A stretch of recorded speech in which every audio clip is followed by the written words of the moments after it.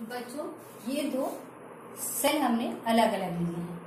एक है आपका एनोड साइड, दूसरा है कैथोड साइड। ठीक, यहाँ पर इलेक्ट्रोड हमने लिया है। ये इलेक्ट्रोड आपका पॉजिटिव इलेक्ट्रोड है और एक आपका नेगेटिव होगा। मतलब ऐसा नहीं है कि हम किसी को भी पॉजिटिव नेगेटिव ले सकते हैं, लेकिन एक कस्टम चला आ रहा है कि हम इधर साइड एनोड लेते हैं और इधर साइड कैथोड लेते हैं। ठीक है, तो और ये एमीटर लिया हुआ है हमने, या वोल्ट मीटर कुछ भी मान लीजिए, जिससे हम मेजर करेंगे कि टेम्परेचर आपका कितना करंट इसमें पास हो रहा है। तो इस डायग्राम को पहले हम लोग देखते जाएं साथ साथ में। ये है आपकी जिंक रॉड, ये है आपकी जिंक रॉड। ठीक, ये है आपकी कॉपर रॉड,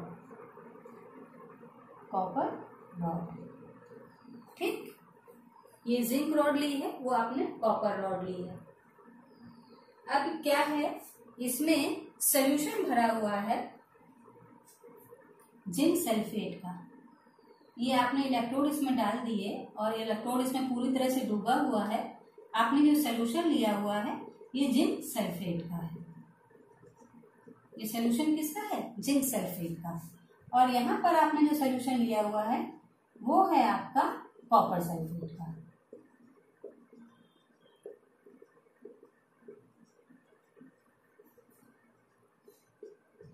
वो है आपका कॉपर सल्फेट का। तो सॉल्यूशन यहाँ पे बच्चों हमने जो लिया हुआ है ये है जिंक सल्फेट का सॉल्यूशन यहाँ पर है, ZnSO4। यहाँ पे जो सॉल्यूशन लिया हुआ है वो कॉपर सल्फेट का है। ठीक, आप कॉपर सल्फेट या कॉपर क्लोराइड कुछ भी ले सकते थे, लेकिन हमने यहाँ पर कॉपर सल्फेट का सॉल्यूशन लिया है। ठीक, दोनों इलेक्ट्रोड को हमने एमीटर के द्वारा जोड़ दिया है, जिससे इसमें जितनी भी करंट प्रवाहित होगी या इलेक्ट्रॉन प्रवाहित होंगे हम उसको इसमें नोट कर सकेंगे। अब हुआ क्या, ये जिंक रॉड जो है इसमें जिंक के आयन हैं। किसी समय जैसे ही इसमें डिप करते हैं, जिंक के आयन क्या करते हैं, इसमें बाहर आना शुरू कर देते हैं। ये जिंक के आयन यहाँ पर बाहर आना शुरू कर देते हैं किसी समय पे, मतलब प्लस आयन यहाँ पे बाहर आना शुरू कर देते हैं। अब हर जगह हम जिंक प्लस नहीं लिख रहे हैं, प्लस का मतलब ही होगा कि कोई जिंक रॉड है तो जिंक के ही आयन बाहर आएंगे। जिंक के आयन इसमें बाहर आना शुरू कर देते हैं, पूरे में प्लस प्लस चार्ज हो जाता है। अब क्या है, यहाँ पर प्लस की अधिकता हो जाती है। क्यों? क्योंकि जिंक सल्फेट ऑलरेडी है यहाँ पे, वो भी टूट रहा है, वो भी जिंक यहाँ पर है और यहाँ के आयन्स भी टूट टूट के इसमें आ रहे हैं। जब ये जिंक यहाँ पर आएगा तो चाहते ना चाहते हुए भी इस पे, ये क्योंकि रॉड न्यूट्रल थी, इस पे नेगेटिव चार्ज आ जाएगा। इसमें जो नेगेटिव चार्ज आएंगे वो इलेक्ट्रॉन के रूप में हो जाएगा। जब पॉजिटिव बाहर निकल जाएगा तो इसमें नेगेटिव चार्ज आ जाएगा।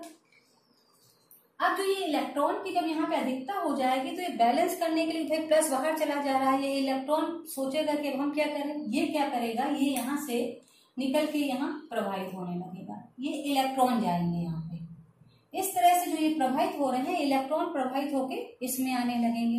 अब ये रॉड क्योंकि कॉपर की है, इसमें क्या हो रहा है, यहाँ पे कॉपर सल्फेट के जो सोल्यूशन टूट रहे हैं, देख रहे हैं इलेक्ट्रॉन यहाँ पे अधिकता में आ रहे हैं और यहाँ पे Cu2+ के रूप में है। तो ये कॉपर, ये जो प्लस चार्ज है यहाँ का, ये इसमें मूव करने लगेगा।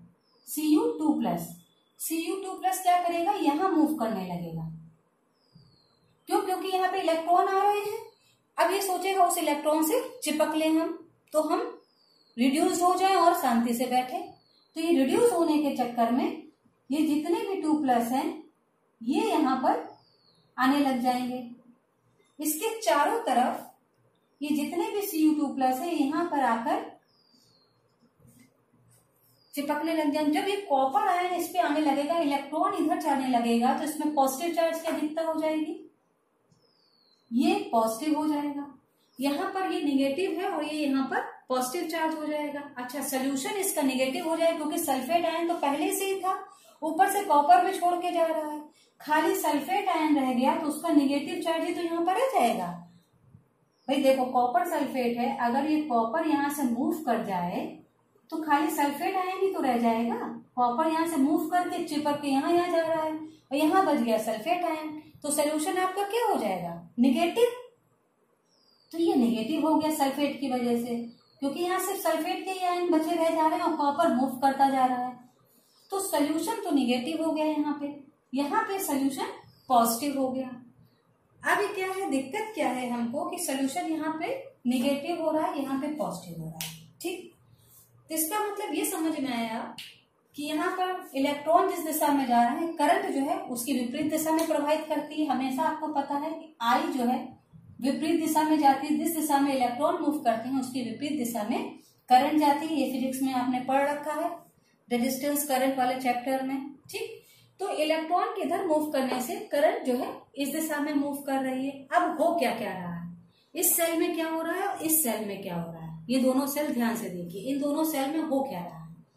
तो अब सबसे पहले देखिए यहाँ पे जिसमें जिंक सल्फेट सोल्यूशन थे, यहाँ पर क्या हुआ है, ये जिंक सल्फेट जो हमने जिंक लिया है जो बाहर आया है, इसने क्या किया है, जिंक और 2 इलेक्ट्रॉन लूज किए। मतलब यहाँ पर ऑक्सीडेशन हो रहा है। मतलब क्या हुआ यहाँ पे, ऑक्सीडेशन हो रहा है। यहाँ पे क्या हो रहा है, यहाँ पे ये कॉपर है जो है उसने जो ये इलेक्ट्रॉन यहाँ से आए हैं इनको लेकर, इन इलेक्ट्रॉनों को ग्रहण करके,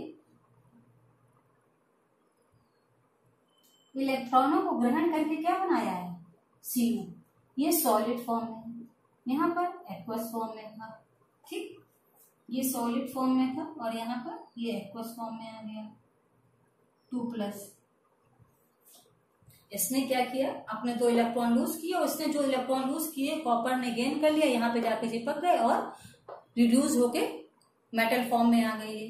ठीक, तो यहाँ पे क्या हो रहा है, रिडक्शन। यहाँ पे क्या हो रहा है, रिडक्शन। इसको ऐसे भी समझो, जहां पर चार्ज कम हो जाए वहां रिडक्शन, 2+ से 0 मतलब रिडक्शन। जहां चार्ज कम से ज्यादा हो जाए वहां ऑक्सीडेशन। इसको याद करने के कई तरीके हैं।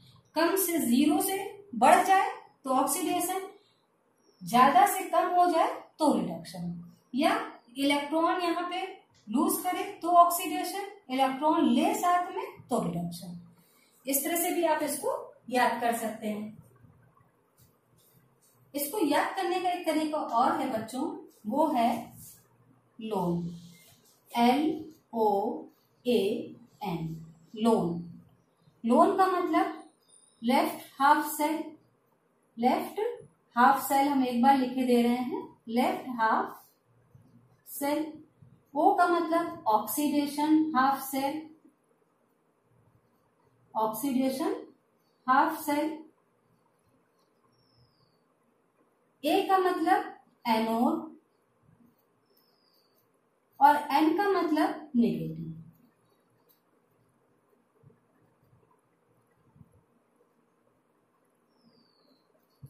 Negative half cell. ठीक, मतलब लेफ्ट साइड जो हाफ सेल होगा, लेफ्ट साइड जो हाफ सेल होगा उसमें ऑक्सीडेशन होगा। देखिए यहाँ पे ऑक्सीडेशन हो रहा है, ये एनोड पे होगा और एनोड हमेशा नेगेटिव होते हैं। ये आपको याद रखना है। जब आप इतना याद रख लेंगे तो राइट साइड का आपको अपने आप याद हो जाएगा। तो आपने क्या याद किया बच्चों, लेफ्ट साइड पे half cell, oxidation half cell, anode half cell, negative cell. जब इसका लोन, ये शब्द आपको याद रखना है, LOAN, लोन। ये इधर के लिए एप्लीकेबल होगा और उधर साइड के लिए एप्लीकेबल नहीं होगा। याद हो गया, चलिए अच्छी बात है। अब क्या हुआ, इसमें एक प्रॉब्लम आई। प्रॉब्लम इसमें क्या आई कि हमको इसको, क्योंकि ये जो आपने कंटेनर लिया है, इसमें क्या हुआ, इसको हम बिगाड़ेंगे नहीं क्योंकि अभी हम इसी में कुछ ऐड करेंगे। ये आपने नोट कर लिया लोन, हाँ इसको नोट कर लीजिए। ये साइड में ऊपर लिख लीजिए LOAN, लोन का मतलब मैंने आपको बता दिया। ठीक, अभी क्या हुआ, एक प्रॉब्लम आई बच्चों कि यहाँ पे क्या था, मोबिलिटी ऑफ आयन। मतलब ये था कि अगर यहाँ पे लूज हो रहा है, यहाँ पे गेन हो रहा है, यहाँ पे लूज हो रहा है, ऑक्सीडेशन हो रहा है, रिडक्शन हो रहा है, तो ये सॉल्ट इनको मेंटेन कैसे किया जाए। कभी चार्ज इधर ज्यादा होगा, कभी चार्ज इधर कम होगा, तो सोल्यूशन को न्यूट्रल कैसे रखा जाए। सबसे बड़ी समस्या थी कि सोल्यूशन को न्यूट्रल रखने की। सोल्यूशन न्यूट्रल नहीं हो, यहाँ निगेटिव हो रहा था, यहाँ पॉजिटिव हो रहा है सोल्यूशन, भाई यहाँ सल्फेट की वजह से निगेटिव हो रहा था, यहाँ जिंक की वजह से पॉजिटिव हो रहा था, और हमें चाहिए सोल्यूशन न्यूट्रल रहे। इसके लिए एक कॉन्सेप्ट लेकर आए जिसको बोलते हैं salt bridge. Salt bridge, salt bridge कुछ इस टाइप का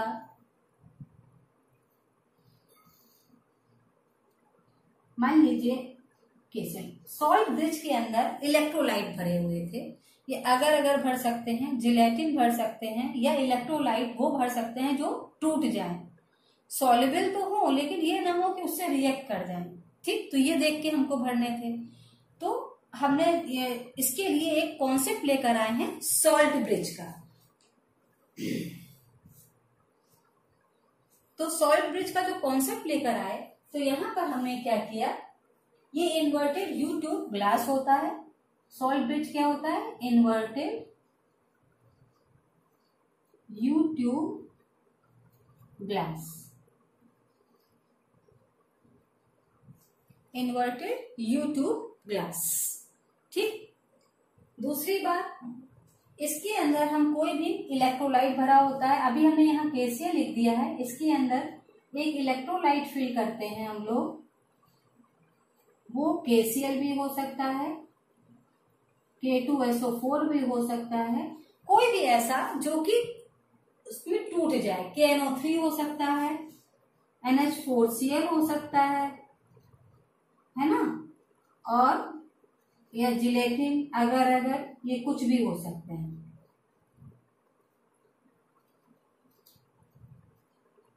अगर क्लियर है बच्चों। तो ये कॉन्सेप्ट है, ये क्या करेगा, मान लीजिए आपने ये KCl लिया, और अगर हम इसको इसके बीच में सॉल्ट ब्रिज में लगा देंगे, तो ये इसको जो है मेंटेन कर देगा, इसके न्यूट्रलिटी को मेंटेन करेगा। मतलब अगर हम ये सॉल्ट ब्रिज का कॉन्सेप्ट लेकर अगर आए हैं,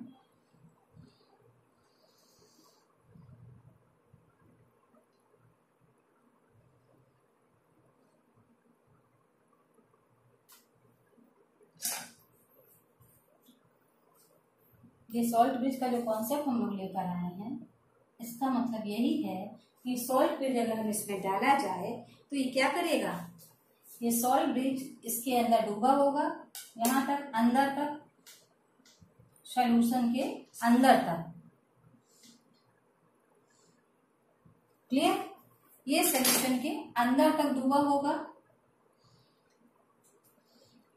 और इसमें मान लीजिए हमने KCl भरा, तो Cl इधर आ जाएगा, K इधर आ जाएगा, क्योंकि इधर निगेटिव चार्ज ज्यादा हो रहा था ना, तो ये पॉजिटिव चार्ज है, इसके निगेटिव चार्ज को कम करेगा, सॉल्ट बना के कम करेगा, और ये Cl जो है इधर आके इसके पॉजिटिव चार्ज को कम करेगा, Zn-Cl2 बना के, तो ये इधर साइड मूव कर जाएगा और ये इधर साइड मूव कर जाएगा।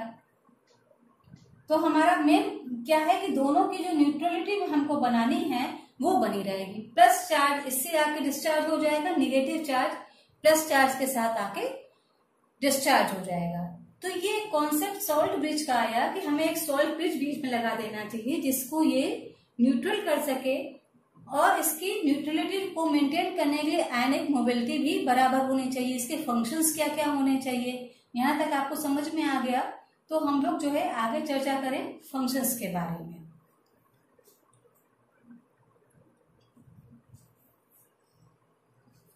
इसको मैं नहीं बिगाड़ रही हूँ, ये सॉल्ट ब्रिज आपने नोट कर लिया है। अब इसके फंक्शंस हम लोग एक एक करके डिस्कस करते हैं कि सॉल्ट ब्रिज का फंक्शन क्या है। पहला फंक्शन है इसका, it's maintain the electrical neutrality, ये तो मैंने बता दिया। पहला है function of salt bridge, maintain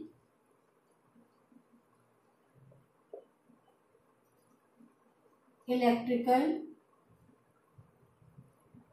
neutrality.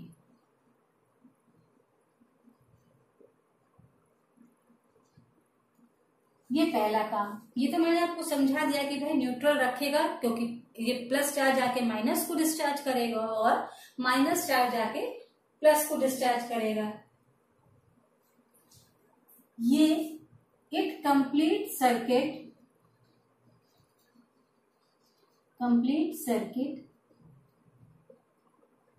ये सर्किट को कंप्लीट करेगा by the flow of electron. Electron के फ्लो को ये निर्बाध होने देगा बाय अलाउ करेगा फ्लो ऑफ इलेक्ट्रॉन। अगर इलेक्ट्रॉन का फ्लो निर्बाध होता रहा इसमें, तो इसमें करंट बहती रहेगी बराबर, हमारा सेल चलता रहेगा। ठीक। और दूसरा, it minimise the liquid junction potential. तीसरा है इट मिनिमाइज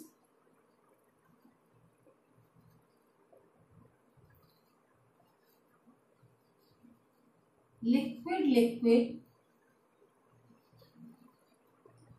जंक्शन पोटेंशियल।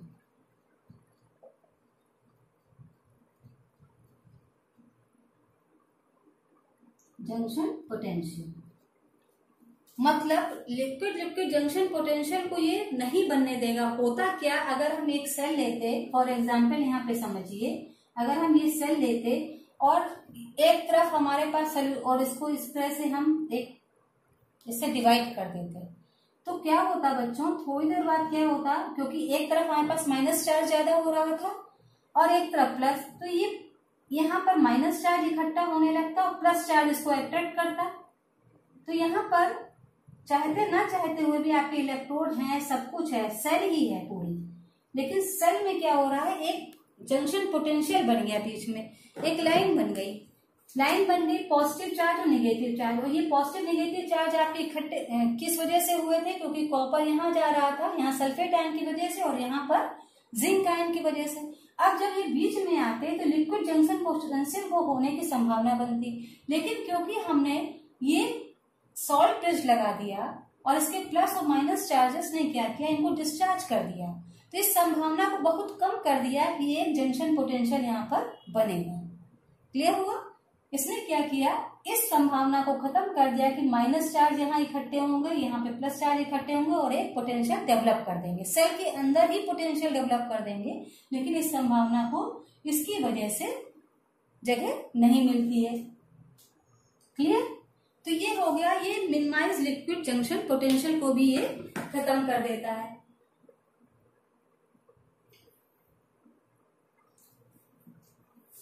ये इसके फंक्शंस हो गए। ये फंक्शंस हैं आपके सॉल्ट ब्रिज के। एक बार फिर समझ लीजिए, यहाँ पे ऑक्सीडेशन हो रहा है, लोन का मतलब है left side, left half cell, O का मतलब है ऑक्सीडेशन हाफ सेल,